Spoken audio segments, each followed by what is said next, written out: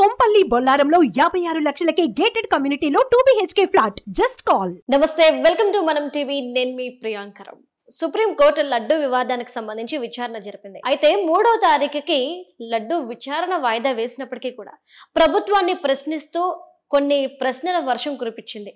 అసలు అవేంటి, దాని యొక్క అర్థం ఏంటి అనేది మనకి వివరంగా చెప్పడానికి ఈరోజు మనతో పాటు ప్రముఖ పొలిటికల్ అనలిస్ట్ రవీంద్రబాబు గారు ఉన్నారు. వారితో మాట్లాడి మరిన్ని విషయాలు తెలుసుకుందాం. నమస్కారం సార్. నమస్తే ప్రియాంక. సార్, సుప్రీంకోర్టు చంద్రబాబు నాయుడు గారికి కొన్ని ప్రశ్నలు వేసింది.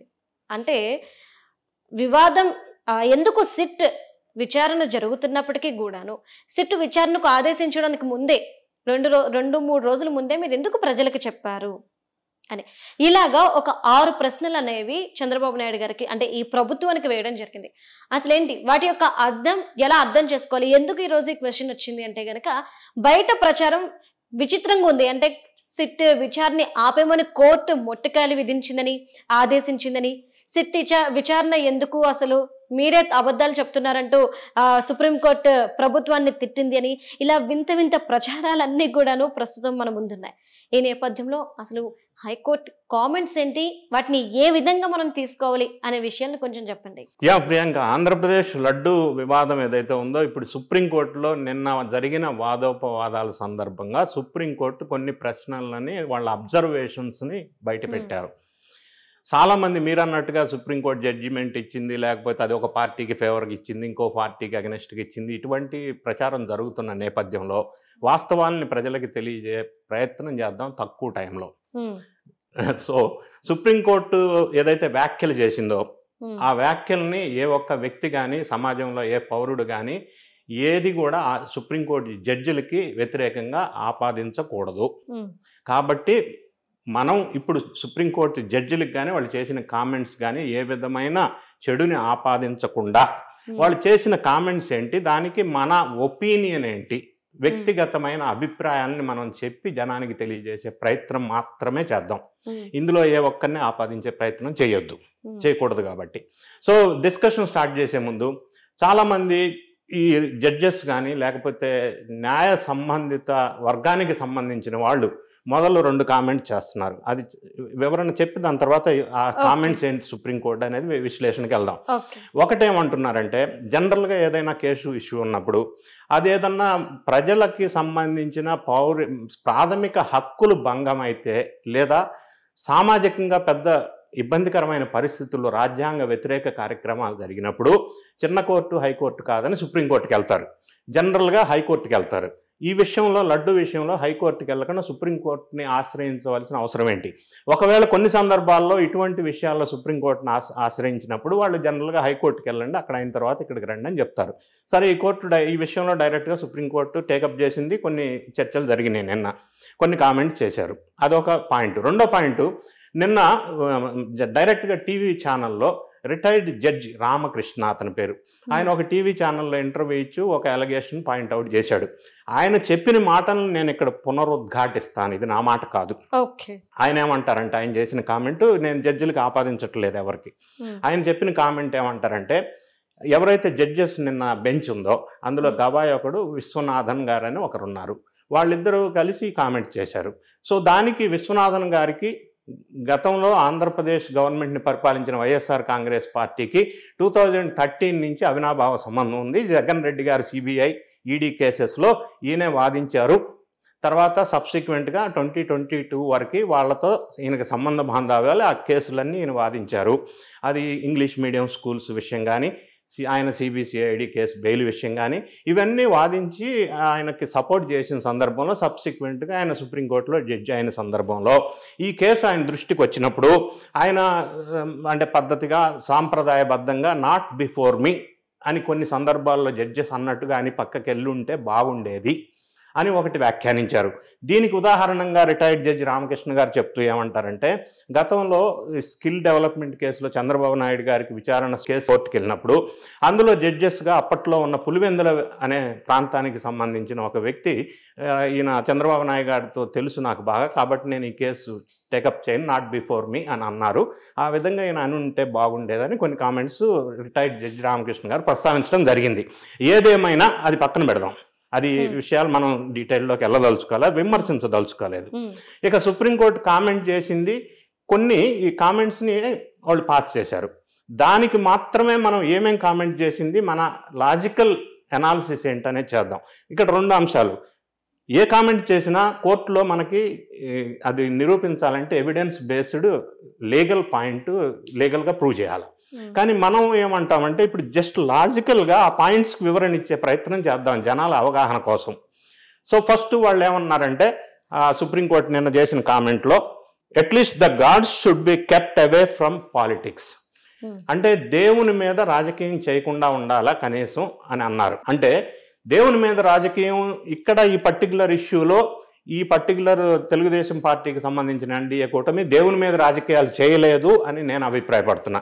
ఆ కామెంట్ ఎందుకు చేసి ఉండవచ్చు అంటే మన లాజికల్ అవగాహన కోసం, ఇప్పుడు ఆయన ఒక విషయం జరిగింది, లడ్డు కంటామినేషన్ అయింది, రిపోర్ట్ రిజల్ట్ వచ్చింది. ఒక ఆంధ్రప్రదేశ్ ముఖ్యమంత్రిగా ఆయన ప్రజలకు తెలియజేసిన బాధ్యత, నైతిక బాధ్యత ఆయన మీద ఉంది. ఒకవేళ తెలియచేయకపోతే ప్రజలు వేరే రకంగా అపోహలుగా లోనయ్యే అవకాశం ఉంటుంది. రెండోది, ఆయన ఒక తెలుగుదేశం పార్టీ అధ్యక్షుడిగా ఆ అనౌన్స్మెంట్ చేయలేదు. మూడోది, ఆయనకు ఒక పత్రికా స్టేట్మెంట్లు ఇవ్వలేదు. ఎన్డీఏకి సంబంధించిన లెజిస్లేటివ్ పార్టీ మీటింగ్లో 165 మెంబర్స్ ఉన్నప్పుడు ఆ యథాలాపకంగా అన్నీ చెప్తూ ఇది ఒక పాయింట్ చెప్పడం జరిగింది. మూడోది ఏమంటే, ఆయన రాజకీయం చేసే ఉద్దేశంతో దీన్ని ప్రస్తావన చేయలేదు. రాజకీయం చేయటం, దేవుళ్ళని రాజకీయాల్లోకి లాగటం అంటే తిరుమల తిరుపతి దేవస్థానంలో ఇది కమిటీ మెంబర్స్కి ఎవరైతే ఉండాలో వాళ్ళు పొలిటికల్ మెంబర్స్ని పెట్టడం, పొలిటికల్గా దాన్ని ఉపయోగించుకోవటం అనేది రాజకీయం చేయటం అవుతుంది. ఈ ఎన్డీఏ గవర్నమెంట్ అది చేయలేదు కాబట్టి దేవుణ్ణి రాజకీయం చేయటం లేదు, చేయకూడదు అన్న మాటకి మనం అభినందిస్తూ, చేయకూడదు వాస్తవమే అని నిజంగా చెప్తూ ఈ విషయంలో రాజకీయం జరగలేదని నేను చెప్తున్నా. రెండో పాయింట్, వాళ్ళ అబ్జర్వేషన్ ఏం చెప్పారంటే, what was the need to go for the press at all when you your self ordered investigation. అంటే ఇన్వెస్టిగేషన్ మీరే ఆర్డర్ చేసిన తర్వాత ప్రెస్లో, మీడియాలో మీరు ఎందుకు అనౌన్స్ చేశారని ఒక క్వశ్చన్ వేశారు. అంటే వాళ్ళ ఉద్దేశం ఏంటంటే, సెప్టెంబర్ 18న ఆంధ్రప్రదేశ్ ముఖ్యమంత్రి గారు ఒక ప్రకటన చేశారు లెజిస్లేటివ్ పార్టీ మీటింగ్లో, ఒక ఆంధ్రప్రదేశ్ ముఖ్యమంత్రి హోదాలో. ఎఫ్ఐఆర్ 25న జరిగింది, సిట్ 26th సెప్టెంబర్ ఏర్పాటు చేశారు. వాళ్ళు అనేది ఏంటంటే, SIT special investigation team investigation అయినాక మీరు ప్రకటన చేసి ఉండొచ్చు కదా అంటారు. కానీ అప్పటి వరకు వెయిట్ చేయటం వల్ల ఇన్ని నెలలు ఎందుకు వెయిట్ చేయాల్సి వచ్చింది, వెంటనే విషయం జరిగినప్పుడు ప్రజలకు చెప్పాల్సిన నైతిక బాధ్యత ఉంది కదా అని క్వశ్చన్ వచ్చే అవకాశం ఉంది. రెండోది, మనకు ఏదన్నా విషయం ఇటువంటిది జరిగినప్పుడు ఆర్టీఏ కింద ప్రతి పౌరుడు తెలుసుకునే అవకాశం ఉంది, తెలియజెప్పాల్సిన నైతిక బాధ్యత ముఖ్యమంత్రి గారికి ఉంటుంది. ముఖ్యమంత్రి హోదాలో ఆ ప్రకటన ఆయన రిజల్ట్స్ బేస్ చేసుకొని ఆ ప్రకటన చేయవలసి వచ్చింది. కాబట్టి అందులో వేరేగా మనం అర్థం చేసుకోవాల్సింది ఏం లేదు. ఇంకోటి ఏమంటారంటే, the laddu which tested different was that sent to the lab to find out if it is contaminated material అన్నారు. అంటే లడ్డూలో కంటామినేటెడ్ మెటీరియల్ ఉంది అని స్టేట్మెంట్ ఇచ్చినప్పుడు లడ్డూని ఈ టెస్ట్కి ఎందుకు పంపించలేదన్నారు. లడ్డు తయారు చేయడానికి కావాల్సిన ఇంగ్రీడియంట్లో ప్రధానమైనది ఆవు నెయ్యి.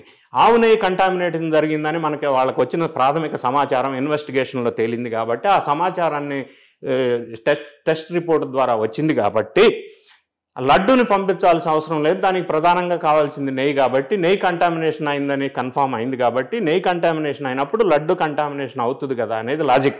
ఇప్పుడు నేను మీ ఇంటికి వచ్చినప్పుడు నెయ్యి పోసి ఏదైనా భోజనం పెడితే దానివల్ల నాకు ఇంపాక్ట్ అయితే నెయ్యి ఎక్కువ తీసుకోవడం వల్ల అది నెయ్యి వల్ల ప్రాబ్లం వచ్చి ఉండొచ్చు. కాబట్టి నా నెయ్యితోని ఈ లడ్డు ప్రభావం చూపింది కాబట్టి ఆ విధంగా మనం దాన్ని అర్థం చేసుకోవాలా. ఇంకొక పాయింట్ వాళ్ళ అబ్జర్వేషన్ ఏం చెప్పారంటే, సెకండ్ ఒపీనియన్ తీసుకొని ఉండాల్సింది ఎందుకు తీసుకోలేదని. ఇప్పుడు ఫస్ట్ ఒపీనియన్ తీసుకుంది నార్మల్ సాదా సీదా ల్యాబ్ దగ్గర నుంచి కాదు, స్వయానా ఎన్డీడీబీ కాఫ్ CALF లిమిటెడ్. అది సెంట్రల్ గవర్నమెంట్ ఆధ్వర్యంలో ఒక లెజిస్లేషన్ ద్వారా డెవలప్ చేసిన సెంట్రల్ గవర్నమెంట్ అత్యున్నతమైన ప్రామాణికత కలిగిన ల్యాబ్. సో అటువంటి బెస్ట్ ల్యాబ్ ఇండియాలోనే ఇటువంటి డైరీ ప్రొడక్ట్స్కి సంబంధించి ఒక టెస్ట్ రిపోర్ట్ వచ్చిన తర్వాత ఇంకొకటి సెకండ్ ఒపీనియన్కి వెళ్ళే అవసరం లేదు అని భావించి ఉండొచ్చు. కాబట్టి ఆ విధంగా వాళ్ళు ముందుకు వెళ్ళి ఉండొచ్చు.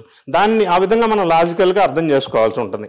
మూడోది ఏమన్నారంటే, సుప్రీంకోర్టు నిన్న సొలిసిటర్ జనరల్ ఏమన్నారంటే, ఆయన పేరు మేత్రా, ఆయన ఏమన్నారంటే, ఇది మీరు సెంట్రల్ గవర్నమెంట్తో చెక్ చేయండి, ఇన్వెస్టిగేషన్ సెంట్రల్ ఏజెన్సీ ద్వారా చేయాలా లేకపోతే స్పెషల్ ఇన్వెస్టిగేషన్ టీం ఏదైతే అపాయింట్ చేయాలో దాని ద్వారా చేస్తే సరిపోతుందా అని అడిగారు.